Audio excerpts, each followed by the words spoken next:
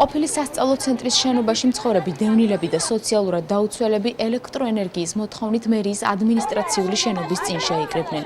ისინი პრობლემის მოგვარების მიზნით ადგილობრივი ხელისუფლების წარმომადგენლებთან შეხვედრას ითხოვდნენ. დაცვის თანამშრომლებმა მათ შენობაში შესვლის უფლება არ მისცეს, რასაც ხმაური და დაპირისპირება მოჰყვა.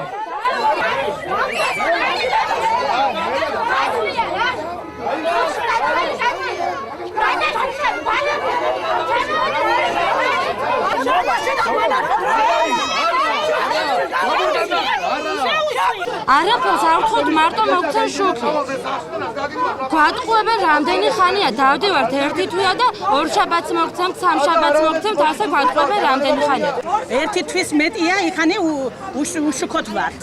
ხო და იმიტომ ვართ აქანი შეგრობილი. რამდენჯერ მომატყილეს, რამდენჯერ მოვედით აქანი? კიო, ეხლა ჩავთავთო, ასე იქნებაო, თბილისიდან გამოიგზავნაო ის საბუთებიო და ასე. ეს და მოგვატყილეს რამდენჯერ. ასე ერთი კვირის მეტია, როგორ გატყუებენ, რა ქვია, მას ლაბარაკობთ, გექნება ჩუქი, არ გექნება. მოვდივართ, არავინ ყველა გვემალება, არავინ არაფერს არ პასუხს არ გვაძლევს და მას გეუბნება, ეს იქნება, ხვალ იქნება, არ იქნება. ერთ იმას ვითხოვთ, რომ ეს უნდა გითხრანო, ან კი ან არა, რა უნდა ამის თქმა. აქციის მონაწილეებს მერის მოადგილე და საკრებულოს წევრები შეხვდნენ.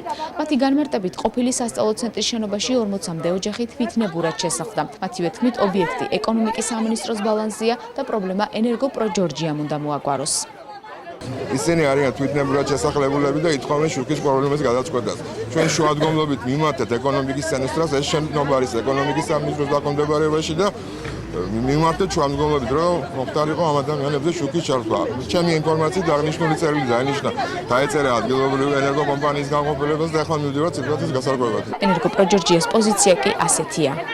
იმისათვის, რომ სამიღერად მოხდეს ელექტროენერგიის მიწოდება, აუცილებელია წერილი შენობის მეპატრონის, სახელმწიფო იქნება ეს თუ სხვა, სადაც აღნიშნული იქნება, რომ თანახმაა მიაწოდონ ელექტროენერგია. ამის შემდგომ კომპანია შესაბამის პროცედურის გავლით მიაწვდის მათ ელექტროენერგიას. ყოფილი სასწავლო ცენტრის შენობაში დევნილები და სოციალურად დაუცველი ოჯახები მას შემდეგ შესახლდნენ, რაც იქ მცხოვრებმა დევნილებმა ახალი საცხოვრებელი ბინები დევნილთა ახალ დასახლებაში მიიღეს.